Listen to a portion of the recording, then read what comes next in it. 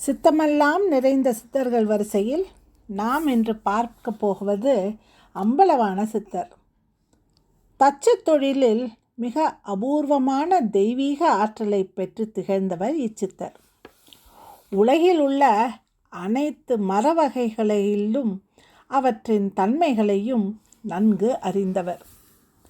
தேர் கட்டுமான கலையில் தலை சிறந்தவராக இவர் இந்தியாவில் உள்ள ஏராளமான ஆலயங்களுக்காக தேர்கள், வாகனங்கள், மர மண்டபங்கள், திருவாச்சிகள், பொம்மைகள், அலங்கார பீட வடிவங்கள் போன்றவற்றை வெகு அழகாக உருவாக்கி தருவதில் தலை சிறந்தவர்.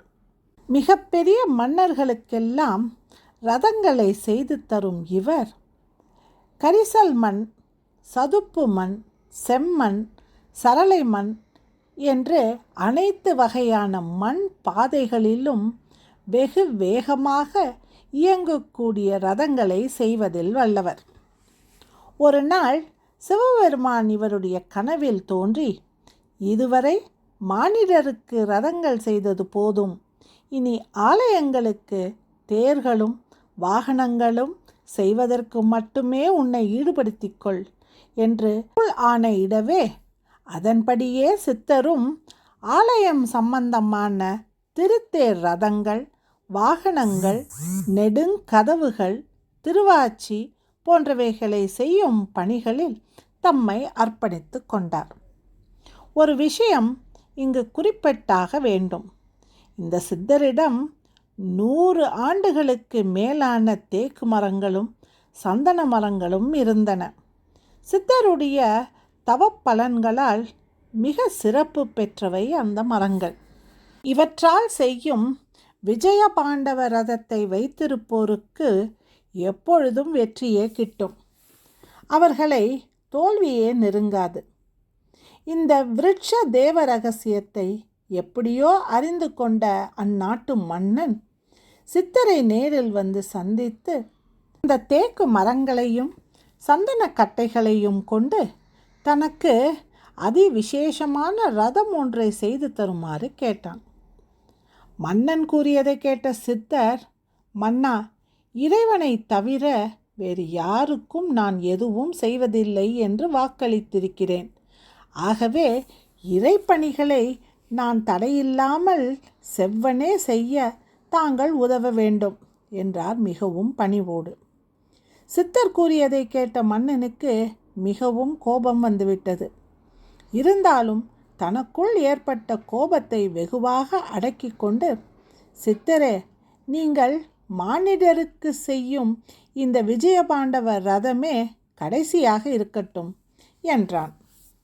சித்தர் அதற்கு மிக பொறுமையாகவும் பணிவுடனும் பதிலளிக்கும் வகையில், தெய்வத்திற்கு கொடுத்த சத்தியத்தை மீற முடியாது என்றார். அவ்வளவுதான். மலையானான் மன்னன். அரச உத்தரவை மீறிய இவரிடம் இனி யாருமே பணி செய்யக்கூடாது, இனி யாரும் இவருக்கு எந்த பொருளையும் கொடுக்கக்கூடாது என்று கட்டளையிட்டு விட்டு சென்று விட்டான்.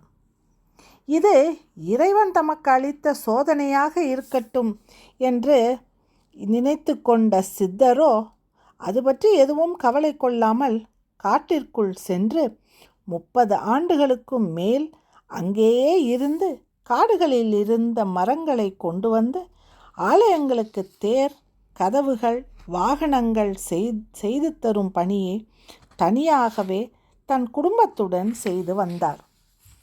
தமிழகத்தின் பெரும்பாலான ஆலயங்களில் அம்பலவான சித்தரின் கைவண்ணத்தால் உருவான திருவாச்சிகள், தேர்கள், நிலைப்படிகள் ஆகியவை பெரும் புகழை பெற்றன. இந்த நிலையில் சித்தருக்கு மிகப்பெரிய ஆவல் ஒன்று இருந்தது.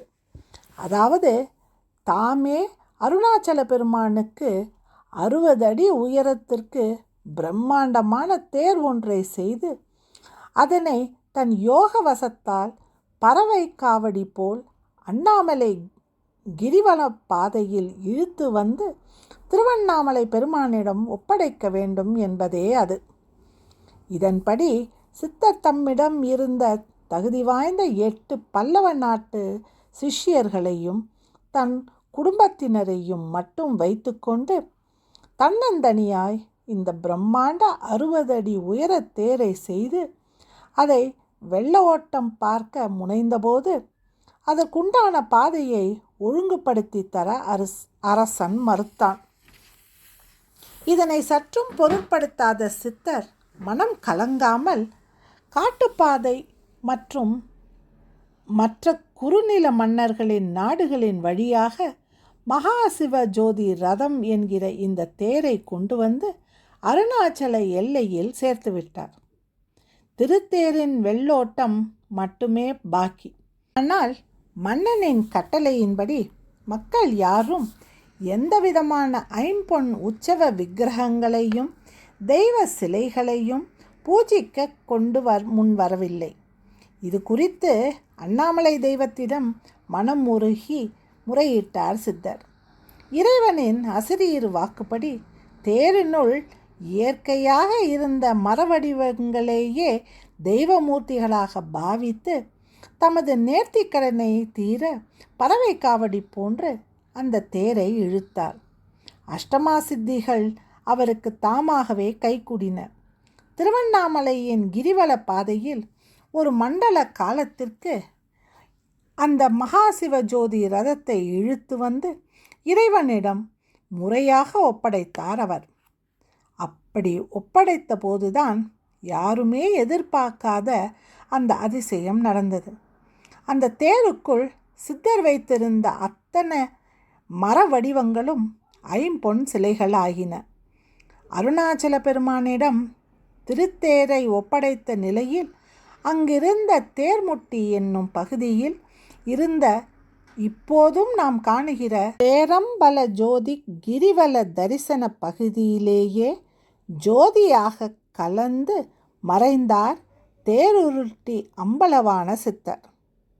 இவர் அமானுஷ்யமாய் கிரிவலம் வரும் கார்த்திகை தீப உற்சவ திருநாளில் பக்தர்கள், ஸ்தபதிகள், கட்டடக்கலையின் வல்லுநர்கள், ரியல் எஸ்டேட் துறையினர் போன்ற அனைத்து வகையினரும் தேர்களை இழுப்பது, சுவாமி பல்லக்கை சுமப்பது, ஏழைகளுக்கு தேவையான அலமாரி, நாற்காலி, பலகை, மேஜை போன்ற மர சாமான்களை தானமாக அளிப்பது, அருணாச்சல தேர் தரிசனமும் கொடிக்கம்ப தரிசனமும் காண்பது ஆகிய அனைத்துமே மிக சிறப்புடையதாகும்.